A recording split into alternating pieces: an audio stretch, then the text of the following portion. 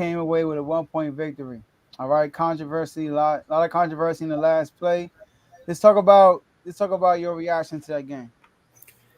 Well, first off, hats off to the Lakers. They was balling. Not Dennis Schroeder, but everybody else. Everybody played good. You know what I'm saying? They was playing good. I'm not gonna lie. But which I kind of expected it because like LeBron is getting closer and closer to Kareem, and he just been going off lately. Mm-hmm. And you know, I don't understand why it surprises people so much when Russ has a great game. I mean, he is a Hall of Famer. I don't know how this narrative took over that much. Where when he has a good game, it's surprising. You know what I'm saying? But overall, I knew that no matter how great they played, if the game was close, leave it in Westbrook's hands. And I know that sounds cliche. It looked like he made a good move and it didn't go his way or whatever, but that's what we want. And that's what you want as a defender. You want Westbrook to try to make a play at the end, and you know what I'm saying, especially with the matchup. Embiid is like the best defensive player in the league right now. He's like number one defensive efficiency. I don't know how accurate the stat is, but it means something. Even the eye test when you watch, you know what I'm saying? He's like the best defensive player in the league, or one of right now.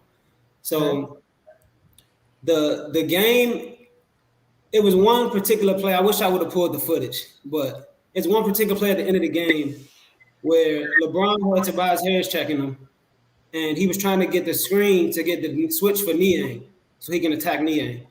They tried it 2 or 3 times in the same play, and Tobias fought through the screen every time. I'm yelling at the TV. I'm like, don't let him switch. Don't let him switch. He fought through the screen every time, and he forced the turnover.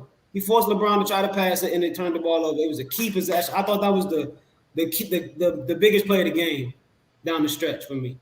So I wish I would have pulled that footage, but I preach that all the time, man.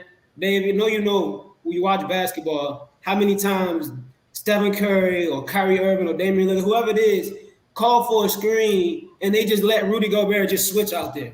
Nobody fight through the screen and they just let their big man on the island and he get cooked.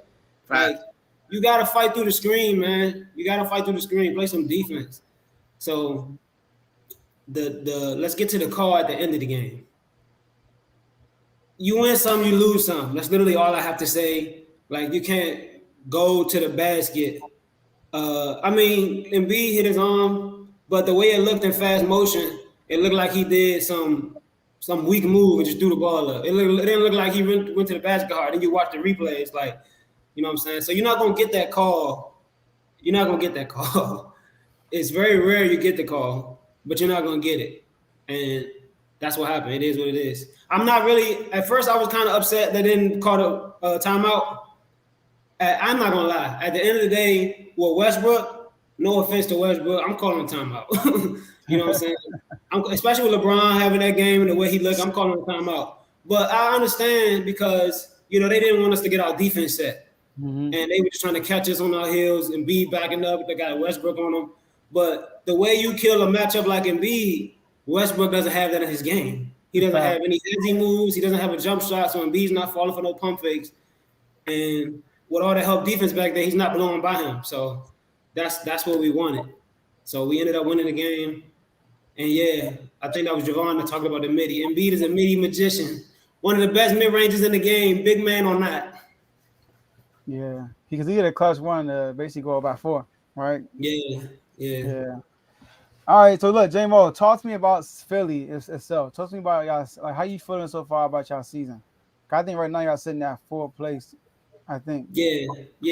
We looking good, man. Like, Maxey been hurt. He's back, but he's not back. If you're watching, he's not back yet. He's still getting his feet wet, trying to, get back. Tobias, I'm liking what I'm seeing from Tobias. The 2 main things for me about this team right now, number one, it's 3 things. First thing, I just got to wait for playoffs for PJ Tucker. He's got like 6 or 7 game stretches with 0 points, man. Like, you playing too many minutes to have 0. You can hit 1 shot. You know what I'm saying? That's 1.